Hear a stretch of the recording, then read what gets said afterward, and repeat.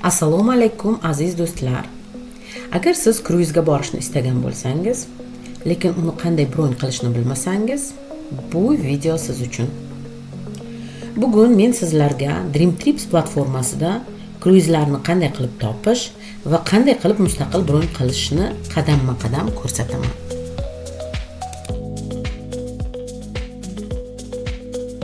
Endi eng o'zimga yoqadigan, mazza qilib qayt qiladigan kruizlar stranitsasiga kiraman. Kruizlarga hozir kirib, qisqacha buni ko'rsataman-da sizlarga. Mana kruizlarga bosganingizda bu yerda stranitsa chiqib keladi. Mana kirdik, e'tibor beringlar. 24798 hozirgi momentda mana почти 25 mingta kruiz bor. Butun dunyo bo'ylab 25 mingta почти kruiz bor platformada. Shu yerda aytib o'tmoqchiman. Mana shu sifralar, mana shu bor narsalar hammasi moment. Bular yangilanib turadi va zo'r narxda topsangiz, o'sha momentda siz uni bron qilib olmasangiz, ketib qolishga hech gap emas. Mana shunday joyi ham bor, shuni ham inobatga olish kerak. Endi qaranglar, hozir 24 mingtani ko'rib yotmaymiz-ku. Biz bu yerda tanlash huquqimiz bor, platforma shunday zo'r yaratilgan. Kiramiz mana Select Destination. Qayerda biz suzmoqchimiz? Afrikani yonidagi dengiz okeanlaridami, Alyaska, Amazoniya daryolaridami, Antarktika, Arabiston, Persiyskiy zalivmi, Arktika, Aziya, hammasi bor. Baltiyska more, Bermudalar, Kanadani yoni, Kanada Islandslar, Centralna Amerika, Yevropa, Fuji, Yaponiya, Gavayi, mana Gavayiga kimdir bormoqchi edi, kruizga borsa bo'lar ekan. Bu yerda men sizlarga hozir srazu ko'rsataman. Media training, Central Media Training tanlayman. Men bu yerda media training, endi O'rta Yer dengizi degani, общий media training dengizi bor bu yerda. Qaranglar, bu yerda ham hammasini bo'lib qo'ygan, чтобы tanlash osonroq bo'lsin. Lekin biz hammasini ko'rmoqchimiz-ku, hatto O'rta Yer dengizida borini ko'raylik. Mana Western Media Trainingni bosdik buni. Keyin datalarini ko'ramiz. 30 noyabrda, 1-noyabrdan 30-noyabrgacha tanladim. Keyin necha kecha? Bir kechadan 3 kecha kamroq, 4 kechadan 6 kecha normal. Kruizli liniya. Endi kruizli liniyani bilganlarga, men borib kelganim bitta MCC bo'lgan bo'lsa, MCC menga juda yoqqanda. No bu yerda qolganini ham ko'rsak bo'ladi, tanlamaymiz boshqada. Celestial liniyasi bor, Costa Cruises bor, tanlamay qo'yamiz. Kорабльni ham tanlamaymiz, o'zidan o'zi kelib chiqadi. Qaysi portdan chiqish bor ekan bu yerda? Afinidan bor, Barselona, Genuya. Давайте Istanbuldan chiqamiz-da. Istanbulni ko'raylik va qaysi portga borishimiz uncha qiziq emas. Ketmay ko'plikni ko'raylik va hozir eng qizig'i bizga price mana yerda narxi $0 dan $1000gacha bo'lsin. Juda qimmatga biz hozircha yura olmaymiz hali. Buni tanladik va surchga bordik. Bosdik, bizga topib beradi hozir. O'sha dataga, o'sha media treningga, O'rta Yer dengiziga bittagina qoldi. Bittagina. Men nimaga hozir bir xitrost qilib buni ochdim? Chunki men bilaman, bu bor, bitta qoldi. Men buni kuzatib yuribman va bu kruiz o'zimiz qizlar bilan bron qilgan kruizimiz. Qaranglar, hali ham bor ekan joylar. Men Fors ko'rfazidan kelgandan kruizdan platformaga kirdimda, srazu O'rta Yer dengizini bir ko'raychi deb, mana shu kruizga duch keldimda, birdandan buni bron qildim. Nima uchun hozir tushuntirib beraman. Qaranglar, endi bir yo'la stranitsani ham sizlarga tanishtiraman. Mana bir dona qolgan, bitta направление degani bu. Bitta направление bu. 4 kecha Восточный Средиземноморье, MCC Cruises, o'zimizda borib kelgan zo'r kорабльlar bo'ladi. Lekin korabli biz borgan Evropa emas, Fantaziya korabli. Хорошо, buni ham ko'rib kelaylik.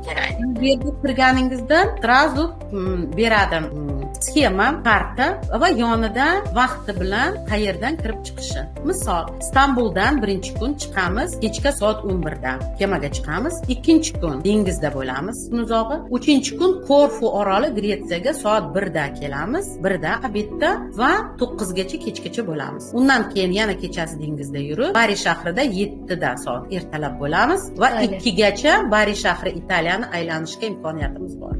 Va keyin biz yana 2dan suzib chiqamiz, dengizda bo'lamizda.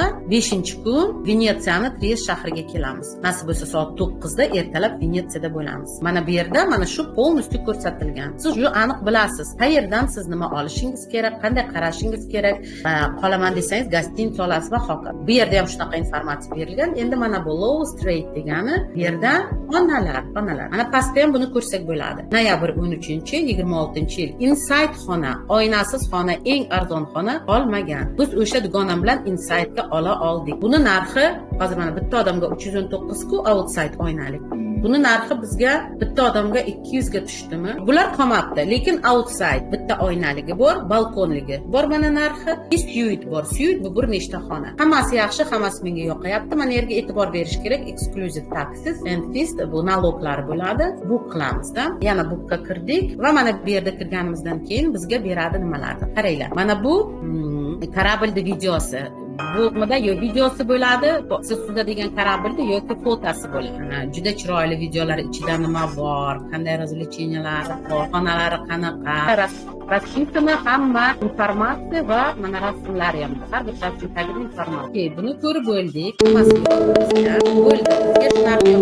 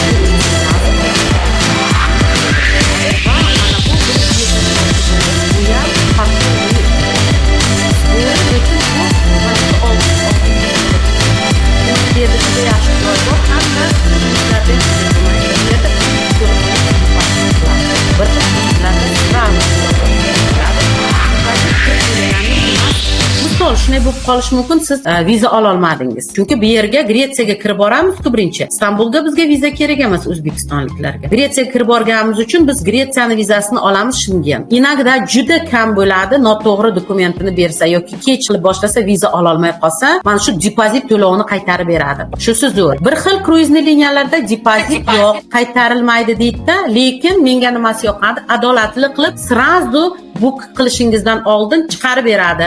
Siz tayyormisiz bunga pul to'lashga? Chunki depozitingiz nevozvratniy deydi. Bu juda zo'r opsiya deb o'ylayman men. Juda adolatli opsiya. Bu hozir mana 23-fevralda 23:59gacha siz ikkita odamga $198 to'lab qo'ysangiz, sizni nomingizga уже o'tdi bu. Keyin oxirgi to'lovni siz 17-avgustni 23:59gacha soatgacha qilasiz. Bu $467.66 bo'ladi. Ana shungacha sizda vaqt bor viza qilishga, aviaperiodni bron qilishga, bemalol to'lasa bo'lar ekan. asta-asta yig'ib to'lanadi. Nimaga bunday imkoniyat bor? Sen juda erta olyapsanda, misol u kun men senga предложить qilgan Fors ko'rfaziga mana 25ida ketish kerak. Unga, конечно, depozit qilmaydi senga, unga to'liq to'lovni qil deydi. Qaytaradi hamda vdруг bo'lmay qolsa, endi odamda aytib bo'lmaydi, kasallik bor, boshqa bir muammo chiqish, xudo asrasin. No, ana shu qaytgani baribir juda katta bir ishonch beradi odamga qaytarilishi. И дальше keyin уже informatsiya o passajirga kiritasiz. Mana boya men hammasini sizlarga ko'rsata olmadim, boshqa opsiyalarda mana bu yerda mana to'liq chiqib kelyapti. Bu yerda mana birinchi passajir взрослый, katta odamniki. Kim bu? Missisna, там, например, ayol сразу. Mana Lola imya, familiya Mahmudxanova, data рождения mana beradi, kiritasiz o'zingiz tam. Mart, скажем, там 23. Keyin nasionalность mana O'zbekistonda kiritasiz bu yerda. Pas O'zbekistonda kiritasiz. Adresingizni yozasiz. Chunki bu adres bo'yicha sizga xat qilib, o'sha vaucherlaringizda ham informatsiyani ham jo'natishi mumkin. Городni yozasiz, почтовый indeksda. Keyin ikkinchi mana bolachangizni xuddi shunday to'ldirasiz. Mana yerda email yozasiz. Elektron adres bo'lish bu hozir davr talabi o'rtoqlar. Menimcha elektron adres hammada bor. Bo'lmaganlar обязательно elektron adres qilish kerak o'ziga. Chunki bu sistemada faqat elektron adres orqali ishlanadi. Bu sistemaga sizga vaucheringiz keladi. Elektron adresga sizga предупреждение keladi. Har kuni, har 2-3 kunda sizga kelib turadi yangiliklar korablingiz haqida, qanday tariflari, korablingiz haqida, misol qanday bir paketlar предлагать qiladi, sotib oling deb. Keyin kruizga yaqinroq sizga hamma hujjatlaringizni shu yoqqa jo'natishadi. Ana shu nima emailingizga keladi hammasi. Telefon nomeringiz bo'ladi va opять nasionalность, qayerdan? O'zbekistonda to'ldirasiz, continue bosasiz. Mana yerda persona kontakt. Bu degani nima degani? Misol siz o'zingiz bormayapsizda, men o'zim bormayman, Nargiza sizlarga dugonangdan qilib beraman. Meni как бы qilib bergan odam bo'lib, menga svязga chiqadi ular, mabodo sizlarni topa olmasam misolda, qo'shimcha kimdir yana email bilan telefonni beriladi. Keyin mana qandaydir servislari, nima servis bu yerda? Misol sizlarga balkim qandaydir boshqacha servis kerakdir, balkim to'y o'tkazmoqchisiz karablda. O'shani yozasizda. Keyin ovqatlanish qanday sizga qaysi soatda, obed ertaroq sizga bron qilinsinmi restoran yoki 2 soatdan keyinmi? Ранний bor, поздний bor, скажем, ovqatlanishda. Yozdingiz, keyin nimalar kiritilsin deb yoziladi. Например, napitiklar, u alohida pul to'lash kerak bo'ladi unga. Bu yerda страховка qilsangiz bo'ladi. Lekin ko'proq страховкani O'zbekistondan olib ketiladi. Bu narxida yaxshiroq chiqadi va o'sha страховкаlar ham ishlaydi u yerda ham. Va keyin mana oxirida уже mana shu to'lov, mana birinchi to'lovni qilyapsiz, 198. Lekin Nargiza, sen ayting, menda $665 bor, hozir to'layman desang, mana пожалуйста, bu yoqqa o'tkazgin, senga shu to'lovni chiqarib beradi. Mana bu yerda kartalaringni kirgizasan, informatsiyani kirgizasan, doговорni o'rganib qo'l qo'yasan, я согласна chiqasan, make payment, to'lang deydi. Kartang mana chiqib keladi, kartangdan to'lab orasan. Lekin sen bu yerda nima uchun, kim uchun, qancha to'layotganingni o'zing bilasan. Shuning uchun shu platformani tanladim. Platformani ko'rdingiz. Men o'zim shu yerdan bron qilganman, men o'zim buni tekshirganman, o'zim sinovdan o'tkazganman. Bu rostdan ham ishlaydi. Ko'rib turganingizdek, Dream Trips orqali kruizlarni juda oson va qulay bron qilish mumkin. Eng muhimi, siz barcha jarayonni o'zingiz nazorat qilasiz va ortiqcha to'lovlardan qutulasiz. Agar siz ham shunday sayohat qilishni istasangiz, kommentariylarda yozing yoki men bilan bog'laning. Keyingi videoda esa men sizlarga Dream Trips orqali qanday qilib daromad qilish mumkinligini qisqacha tushuntirib beraman. Obunani unutmang, oldinda yana juda qiziqarli ma'lumotlar ko'p.